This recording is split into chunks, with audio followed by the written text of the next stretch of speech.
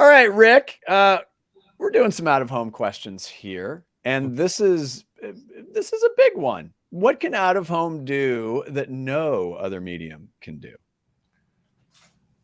Gravitas, presence and resonance in the public space.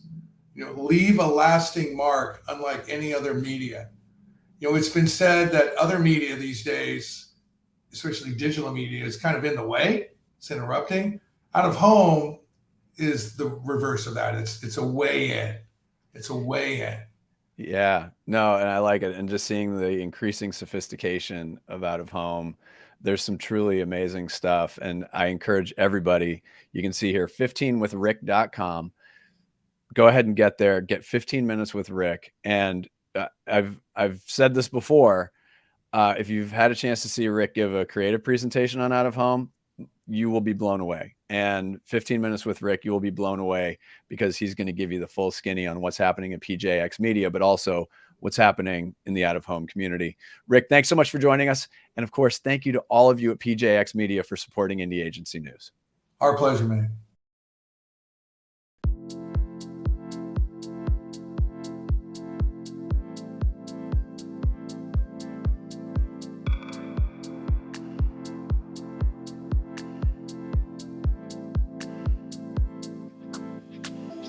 It is Indie Agency News. Thank you so much for joining us. Thank you for your support. And, let's do this.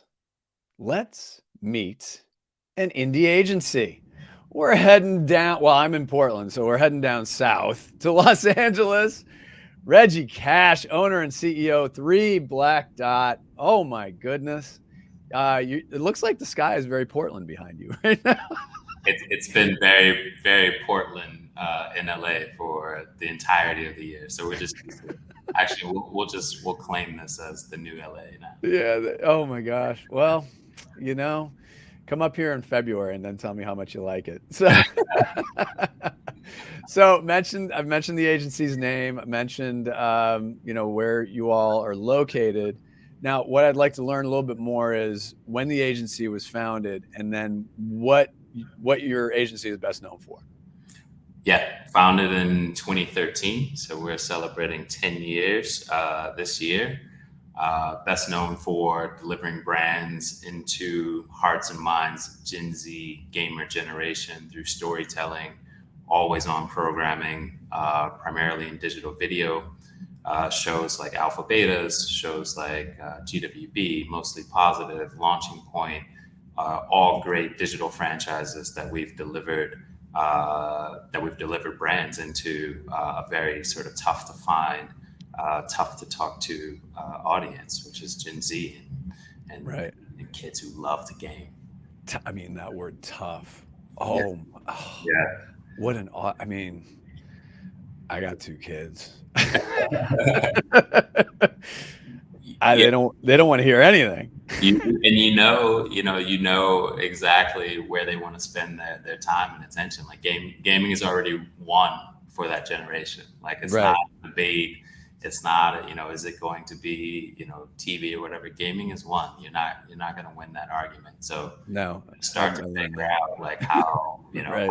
how you can get in. Yeah. Right. No, that's very true. And what's interesting about it is it is different eras of it, right? So yeah. I'm 54, so I'm like, send me to the old school arcade, and like I think I still am a little sore from playing a little track and field Konami for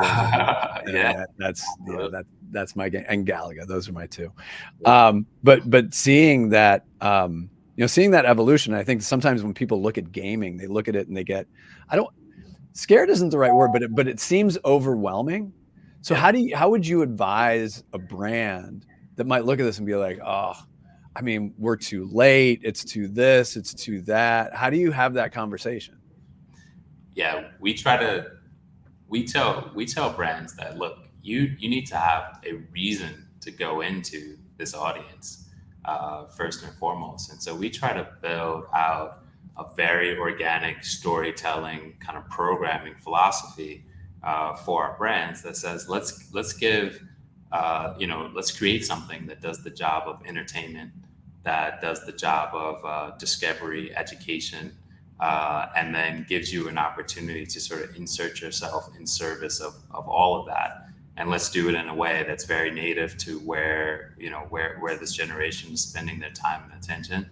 And let's do it in a way that's, preferably kind of always on, so that once you've earned the right, you can continue to just be there, and be in support of something that they're passionate about. So that's kind of our philosophy.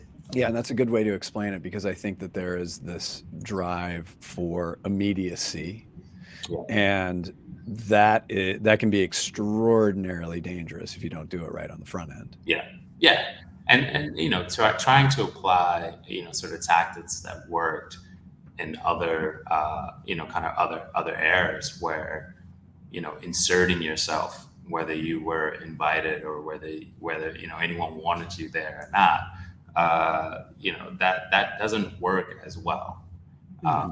And so, for us, it's like, let's see what the challenge is, from a marketing and from a brand perspective. And then let's try to align, what your purpose is, or let's try to align your utility, or let's try to align, whatever it is that your product does that can, sort of make the lives of this audience better, or can enhance the lives of this audience. And let's build a story around that and deliver that. And so that's kind of our Trojan horse philosophy of how you reach Gen Z, how you really have a meaningful presence in digital video. I affectionately call Gen Z Gen Fickle. Right. Well, here's an argument too. I think so. I'm Gen X, like straight up Gen X. I mean, look at me. I'm wearing a and I live in the Northwest. So there you go. But it's interesting to me, because my generation, Gen X, had some of the same trappings. I think that the thing that didn't necessarily exist in our time was like deeply sophisticated portable technology. Right. But like, I come from the generation of Live Aid. I come from the generation of like, this is like, we believed in that. And so it's interesting to see how that is all shaking out. And I have to imagine that I'm not gonna presume your age, but like you and I, like we were already kind of built a little bit like that, and understand that a little bit. How do you translate that for brands a little bit? Yeah, I think like you said, there are a lot of things that when we were coming of age, that there were a lot of changes that I think were happening culturally, right? Like we had, this great, kind of this great viewpoint and vantage point in the emergence of hip hop, right? Mm-hmm. Like we saw that go from like this niche form of music to like this massive, dominant, like cultural driver, right? Where everyone was a part of it and everyone sort of loved it and saw the. Like, so we got to experience some of those big sort of cultural shifts, to your point, but just like without the technology that made it always on and ubiquitous, we still had to go to certain places to get it. And it was like, kind of time and day and date, sort of things. So I think this generation is, similar to that, especially on the gaming, on the gaming front, where it's like, that just becomes like the overlay for everything. Yeah. And then within that, you infuse a lot of different passion points and consumer behaviors and like attitudes. And so, it's like you don't want to, like, it's like a brand, back when we were growing up, saying like, oh, we need to come up with like a catchy rap song. And versus like, versus like, okay, people seem to love, and this is coming into sort of cultural significance. How does hip hop overlap with like, identity? How does it overlap with fashion? How does it overlap with, kind of consumption behaviors and consumption habits? gaming is the exact same thing. There's gaming, yeah, but then there's music, and there's fashion, and and there's QSR, and like all of these things Right. are influenced by it, and it Mm-hmm. just gives you like this overlay that is like the dominant sort of cultural driver. And so I think there's a lot of parallels that if we sit back and just like abstract that experience, it gives us a lot of understanding of like how we approach and how we can sort of get into this thing when the most obvious entry point is clearly the wrong one. Like, like don't make the rap song. Right. Please don't. Don't make the game. Right. Oh my God. So brief sidebar, I spent 5 glorious years in hip hop radio. So to contextualize the conversation that Reggie and I had a little earlier. Yeah. And I loved it. Loved every second of it. Let's talk about being indie. Why is being an indie important to you? Why is it important to your team? Yeah, there's a couple things there. I mean, one is, measured by digital video reach, we're the largest Black-owned media company in the U.S. And so I really do wear that humbly. I say it, but proudly, and I think our team does as well. For us, that feeling of like being, kind of being other and sort of needing to turn that to an advantage is like very familiar. So I think it allows us to sort of see challenges, see talent, see opportunities from a very unique perspective. And sort of just being an indie allows us to have a great deal of integrity to align our beliefs, align that perspective, align our intentions, align our actions. And usually the sort of byproduct of that alignment is impact and doing things that are sort of relevant and that people tend to care about. And so being an indie allows us to like have that, that sort of perfect stew, if you will, that hopefully allows our work to like cut through and stand out and Right. Come from a very, very genuine place. What should brands know about working with? I mean, we actually covered, like, I feel like I should be doing like a 5-part article with you and several other of your colleagues, because that was I enjoyed that discussion very much. Felt like my Adweek days and the drum days. But what should you've touched on quite a few things, but overall, what's the main reason a brand should work with you? And you've covered obviously, the work that you've done, the absolute credibility, the authority, all of those pieces. What are some other pieces that should make brands go, you know what, we need to make that call? Yeah, it's really the it's the process as well. Right? So we have less silos. We have no silos. And I think as a brand, and you're looking at all the changes to, that marketing funnel, and you see it sort of flattening out, and that your exposure, especially your exposure to Gen Z, that it has to do a lot of different jobs. You can't sort of segment that. You can't, bifurcate. Oh, this asset does this. When you show up, that asset needs to do a lot of different work. It has to be a blend of solutions of, creative and talent and storytelling and production and distribution. It's art, it's science, it's data, it's creative. Each pillar needs to be present, and you need to be able to execute on each pillar, as I said, with integrity. And so, as an indie, our job is to, kind of be able to deliver holistically across all of those different vectors, but then also be a little bit closer to the ground and be able to like see around corners for our clients, to be able to spot what's interesting and the emerging pieces of culture in real time, and then bring that back as a holistic solution, be able to deliver that holistically at a very high level. And so, I say we're a very efficient shop because, because we come at things with the mandate to solve a lot of challenges at one, where in other iterations of this, that work is like split out amongst a lot of Right. different people, a lot of different groups, Right. which can work, but it's just a less efficient path. Right. And I love what you say about, looking around corners, because you're in one of the epicenters of all of this in Los Angeles. So that's a little bit of a little competitive advantage there. I have to assume.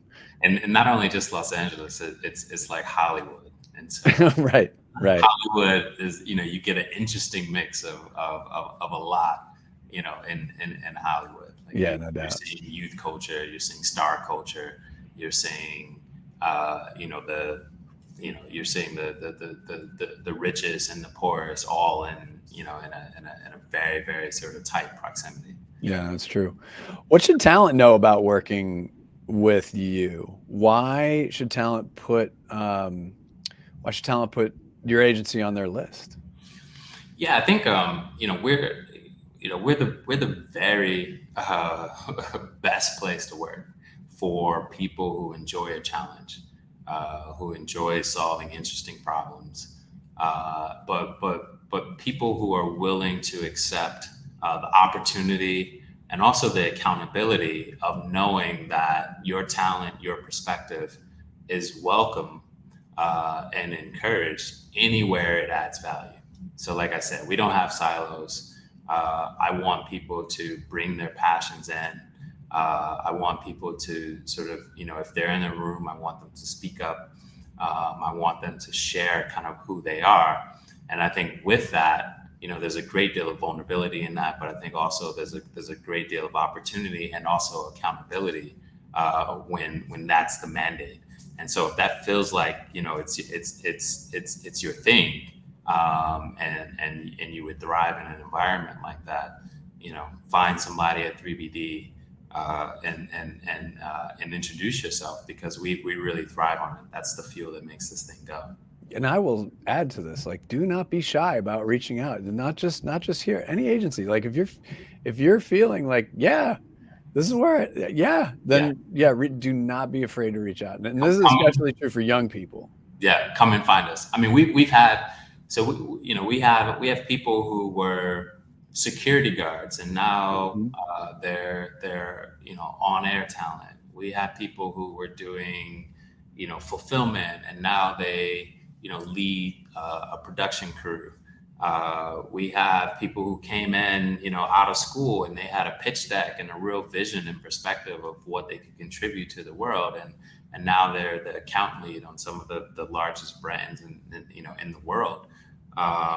We really live it in terms of if you have an idea, you have value, you have things that you want to contribute, we're here for it.